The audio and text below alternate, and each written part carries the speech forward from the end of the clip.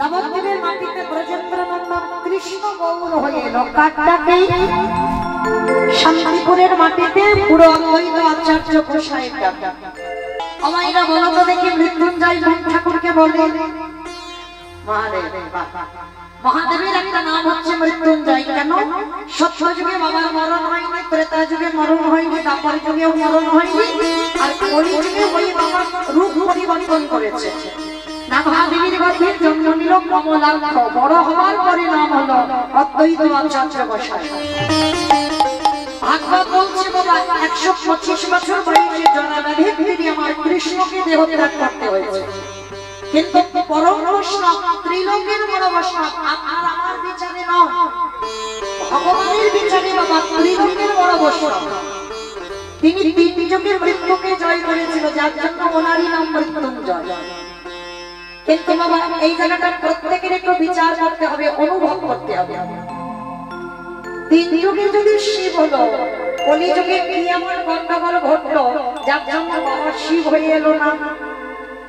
এই যে আমরা শিব ঠাকুরের এত আরাধনা করি, বাবা কিন্তু নিজ রূপ ধরে আসেনি, কলিকালে নিজ রূপ নয়, বাবা নিজের রূপ ধরে আসেনি, কিন্তু সত্যতে তা দ্বাপরেতে এসেছে, কলিতে নয়। কেন নয়? আর সেই বাবা অদ্বৈত আচার্য হয়েছে কেন? তার একটা কারণ আছে বাবা। ছোট্ট একটা অপরাধ করে ফেলেছিল। অপরাধটা করেছিল কবে জানো? এই যুধিষ্ঠিরের রাজস্ব হয়ে যায়। এই জায়গাটা একটু মন প্রাণ দিয়ে আস্বাদন করবে ভাই। এই মহাভারতে যুধিষ্ঠির মহারাজ করেছিল রাজস্বই যজ্ঞ। আপনাদের খুব শোনার প্রয়োজন, শোনার দরকার। কেন? মহাপ্রভু কীর্তনটা করাচ্ছেন জগতে বাবা, সবার উপরে কিন্তু সব দায়িত্ব দেয় না। কি বাবা আমি যদি বলি মাস্টারি করবো, আমার উপরে দায়িত্ব নেবে? কখনো পারবো না। আমি যদি বাবা প্লেন চালাবো, আমার দ্বারা হবে? হবে না। আমি যদি বলি ট্রেন চালাবো, হবে আমার দ্বারা? হবে না। কেন হবে না? কারণ ওটা আমার উপরে দায়িত্ব দেয়নি। ভগবান দিয়েছে কি যে তুমি কীর্তন করো, হরি নাম করো, জগৎকে চৈতন্য দান করো। মানে ভগবান এক একটা মানুষকে এক একটা দায়িত্ব দিয়ে পাঠায়। তাহলে এই যে কীর্তন কেন? অচৈতন্য জীবের চেতনা হবে বলে। কি বাবা হয়নি এখন জগতে চেতনা? হয়েছে। অনেকে বলে বাবা মোবাইল খারাপ, আমি মানছি খারাপ, যে যেভাবে নেয়। কেউ যদি বলে বাবা খারাপ, খারাপের দিকটা যাবে, আর কেউ যদি বলে ভালো, তো তার ভালোর দিকটা যাবে। যদি বলো কেন জানো? দেখবেন বাবা জগৎ সংসারে আগেকার দিনে এই যে কীর্তন গুলো হতো, আমার মা কীর্তনিয়া ছিল, মায়ের সঙ্গে ছোটবেলা থেকে কীর্তন। তো এই মায়ের সঙ্গে যখন কীর্তনে যেতাম, ছোট অনেক ছোট তখন, মানে ক্লাস 2 পড়ি, 3 তে পড়ি, মানে কত ছোট। তো সেই সময় বাবা যখন কমিটি ছিল, তারা ছিল বয়স্ক লোক, মানে বয়স্ক লোকরা কীর্তনে যোগ দিত। কিন্তু এখন দেখেছেন কমিটির ছেলেরা কীর্তন সম্পর্কে কোনো অভিজ্ঞতা নয়, তারাই কিন্তু কীর্তনে যুক্ত হয়েছে। কেন? শুধুমাত্র কিন্তু বাবা এই মোবাইলের জন্য। অনেক জগতে উন্নত, যেমন অবনতি হয়েছে তেমন উন্নতিও হয়েছে।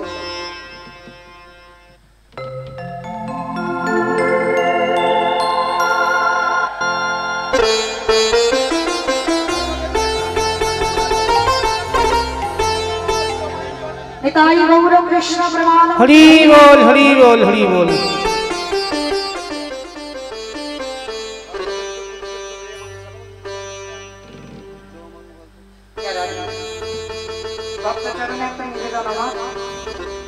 আমি বললাম বলি যেন কেউ অভিমান করবেন না, আমার কথাতে কষ্ট পাবেন না।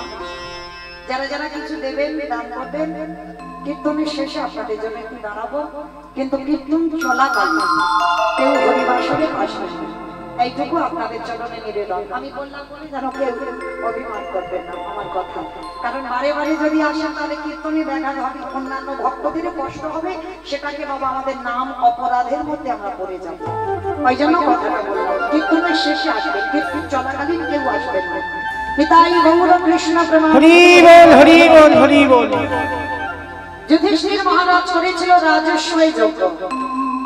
যেমন ধরুন বাবা আমার এই নিতাই গৌর 2 ভাই এই যে যজ্ঞ অনুষ্ঠানটা করছে, ভালো করে ভেবে দেখেন তো বাবা, হয়তো ব্যক্তিগত কীর্তন একাই করছে, কিন্তু সম্ভব কি?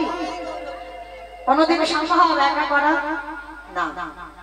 অনেকে সহযোগিতা লাগে, আত্মীয় স্বজন, বন্ধু বান্ধব, আশেপাশে যারা বান্ধবরা আছে, গ্রাম প্রতিবেশী, সবাইকে আগে আসতে হয়, আর যদি আগে আসে তবে একটা যজ্ঞ অনুষ্ঠানটা করা যায়। তাহলে যুধিষ্ঠির মহারাজ করলো রাজস্বই যজ্ঞ। সেই যজ্ঞে বাবা ভগবান কৃষ্ণ সবাইকে দায়িত্ব দিয়েছিল। আর যুধিষ্ঠির দাদা বলেছিল, কৃষ্ণ কৃষ্ণ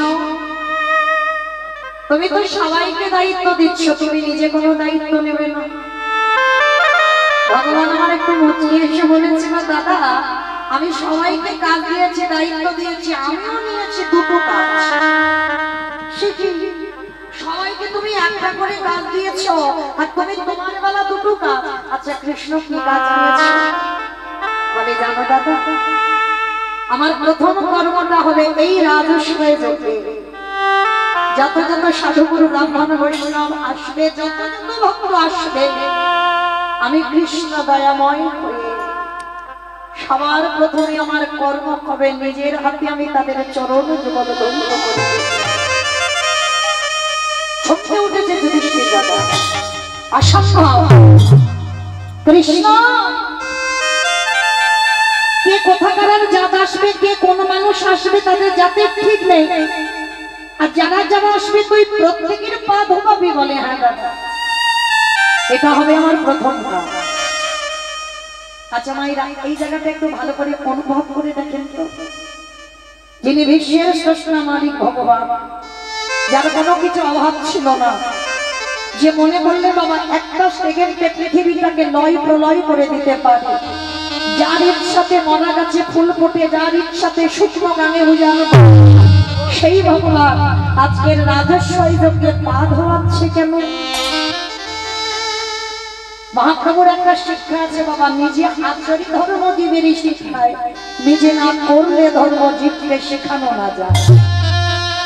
এই যে কথাটা বাবা আমরা মোটামুটি প্রায় সব কীর্তনিয়া বলবো, দেখবেন সব কীর্তনিয়ারা বলে নিজে আচরিত ধর্ম জীবেরই শিখায়, নিজে না করলে ধর্ম জীবকে শেখানো না যায়। মানে আগে আমাদের আচরণ ঠিক করতে হবে, তারপরে বাবা তুমি জীব শিক্ষার জায়গায় দাঁড়াও। কি গো মাইরা, আমি নিজে যদি কৃষ্ণ বলে না কাঁদি, আমি যদি নিজের সাধুগুরু বৈষ্ণবকে সম্মান না করি, আমি যদি স্বভাবটা নত ভাব না হয়, আমি যদি মানুষের সঙ্গে কথা বলবার আগে আমার চরিত্রটা, আমার স্বভাবটা যদি নত হতে না জানি, তাহলে কি বাবা আমার মুখ থেকে হরিকথা শুনে কারোর শিক্ষা হবে বলে মনে হয়?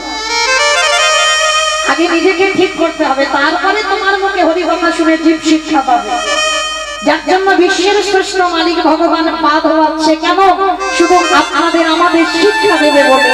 ওরে কলির মানুষ, তোরাও যারা জগতে এই সনাতন ধর্মের মানুষ হয়ে এসেছে, তোদের প্রত্যেকটা মনুষ্য জীবনে কর্তব্য, বাড়িতে যদি সাধুগুরু বৈষ্ণব আসে, সবার আগে নিজে ঘটিতে করে জল নিয়ে তাদের চরণ যুগল ধোয়া।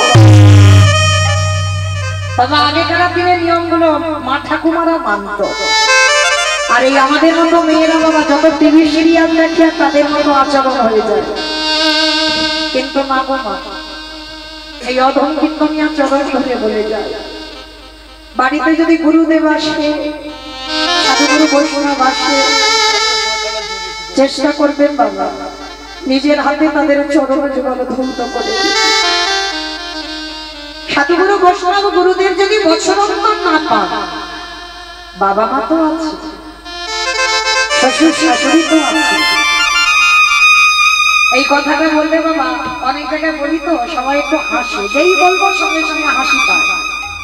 কেন হাসে? কলিযুগ তো, এক কলসির জলে 7 কলসি ভরেছিল, আর 7 কলসির জলে এখন আর 1 কলসি ভরে।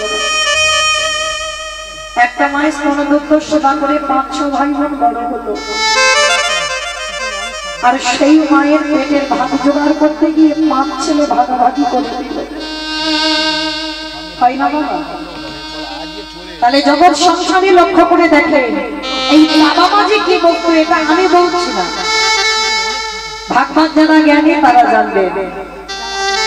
ভগবান কৃষ্ণ সুদামাকে বলেছিল, সুদামা সবার আগে বড় গুরু হলো যে যার ঘরের বাবা মা। আচ্ছা বলেন তো বাবা, ভগবান তো একবারও বলেনি সবার আগে আমি কৃষ্ণ বড় গুরু? ভগবান তো নিজেকে জাহির করেনি যে আমি সব থেকে বড় গুরু। সবার আগে বাবা মাকে জায়গা দিয়েছে, সবার আগে মা, তারপরে বাবা। ভেবে দেখেন তো কোথায় ছিলেন আপনারা, আমরা কোথায় ছিলাম? শূন্যে ঘুরে বেড়াচ্ছিলাম, বাবা কৃপার বিন্দু দিল, মা 10 মাস কত যন্ত্রণা ভোগ করে গর্ভে ধরে রাখল। তার মতো দরদি, তার মতো কৃপাময়ী আর কি কেউ আছে? তাই সবার চরণ ধরে এই অধম কীর্তনিয়া বলে যায়, চেষ্টা করবেন বৎসরে একবার। আমি বলছি না যে রোজ রোজ করো, বৎসরে একবার। যেমন তোমরা প্রতিনিয়ত ভগবানের সেবা করো, ভগবানের জন্মাষ্টমী ব্রত করো, রামনবমী করো, একাদশীর উপবাস করো, অনেক ব্রত পালন আমরা করি, ঠিক তদ্রূপ সারা বছরে একবার বাবা মাকে সিংহাসনে বসিয়ে ভগবানের গলায় যেমন মালা দিয়ে, ওইরকম বাবা মাকে বসিয়ে দুটো মালা দিয়ে নিজের হাতে চরণ ধৌত করে বৎসরে একবার বাবা মাকে নিজের হাতে একটু খাইয়ে দিও। কারণ ওই জায়গাটাই যদি তুমি নত হতে শিখো, বৃন্দাবন যেতে হবে না, নবদ্বীপ যেতে হবে না, হরিদ্বার যেতে হবে না, কোথাও যেতে হবে না। ভগবান বলেন সারা জীবন সে হাজার অন্যায় করলেও যারা বাবা মাকে সেবা পূজা করে, হাজার অপরাধও যদি করে, সারা জনম আমি ভগবান সেই ভক্তের দাস।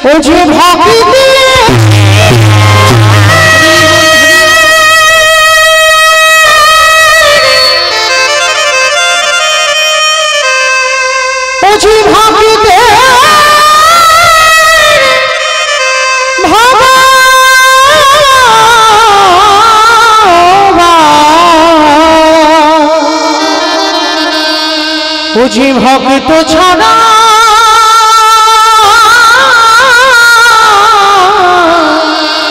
কিছু জানে না, তাই তো যুগে যুগে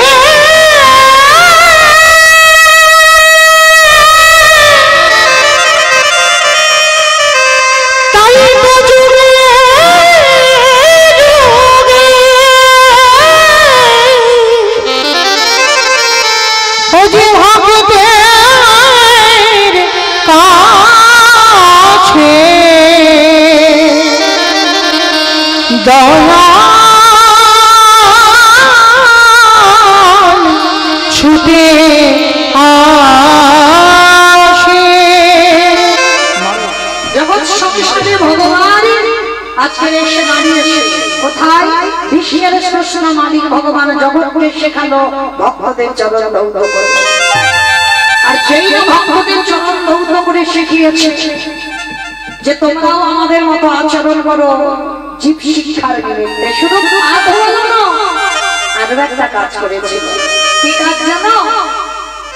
যারা যারা যজ্ঞে প্রসাদ পেয়েছিল, কৃষ্ণ দয়াময় নিজের হাতে এঁঠো পাতাগুলো নর্দমায় ফেলেছে। অনেকে আছে বাবা, এই ভক্তরা প্রসাদ পেলে এঁঠো পাতাটা ঘাটতে একটু ঘৃণাবোধ করে, আবার অনেকে বলে স্নান করতে হবে।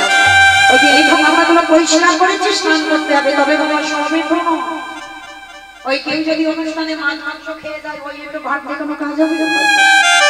তাহলে কোন উচ্ছিষ্ট যেখানে সাধুগুরু বৈষ্ণব, যেখানে ভক্ত মহাপ্রসাদ পায়, যেটা ভগবানের উদ্দেশ্যে নিবেদন করে, সেই প্রসাদ সেই প্রসাদের কৃষ্ণ বলেছে। শুধু ফেলেনি, আরো একটা কাজ করেছে। ভক্তরা প্রসাদ পাচ্ছে আর উচ্ছিষ্ট গুলো লেগে আছে, এঁঠোতে লেগে আছে, আর ওই উচ্ছিষ্ট তুলে কৃষ্ণ আমার সারা গায়ে মাখছে।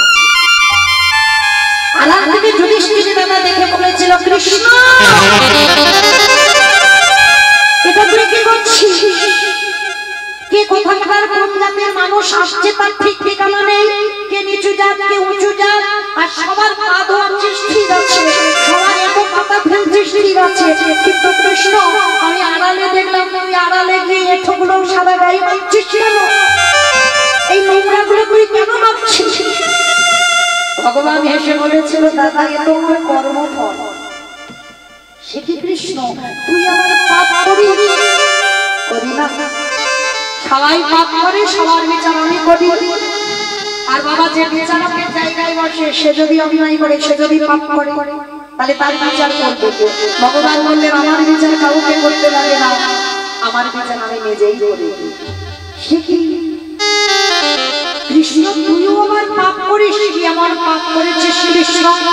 বলে দাদা পাপটা তো আমি বাপারিতে করি না,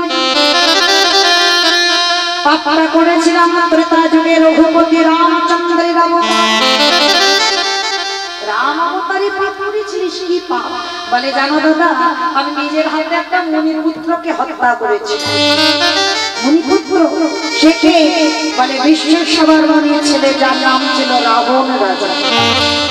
রাবণ রাজাকে নিজের হাতে হত্যা করেছিল রঘুপতি রামচন্দ্র অকাল বোধন দুর্গা পূজা করে। জানো তো যে দুর্গা ঠাকুর আপনারা দেখতে যান আশ্বিন মাসে, ওই দুর্গা পূজাটা করেছিল রঘুপতি রামচন্দ্র। কেন করেছিল? শুধু রাবণকে বধ করবার জন্য। আর ওই দুর্গা পূজাটা করেছিল রাবণ রাজা। তাহলে কত বড় ভক্ত ছিল এই রাবণ। তবে বাবা একটা কথা বলি, আমরা রাবণের একটাই কথা আপনারা চলতি কথা মেনে নেন, অনেক সংসারেও বলবো। কথাটা কি না, তুই হলি আমার ঘর শত্রু বিভীষণ। বলি না, তুই আমার খাস, আমার বাড়ি থাকিস, আর আমার বাড়ির গল্পগুলো লোকের কাছে বলে বলে তুই হলি ঘর শত্রু বিভীষণ। কিন্তু মায়েরা এটা আপনাদের কথা নয়, আমারও কথা নয়, কথাটা বলেছিল রাবণ রাজা লঙ্কার মাটি। কবে বলেছিল জানো?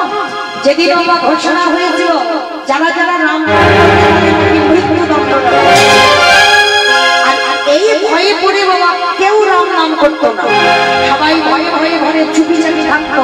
আর কিন্তু ওই বিভীষণ মানে রাবণ রাজার ভাই বিভীষণ রাতের অন্ধকারে কাউকে কিছু না বলে জানালা দরজা ভিতর থেকে বন্ধ করে দিয়ে ছবিটাকে বুকে জড়িয়ে ধরি, সারা রাত শুধু খারাপ করে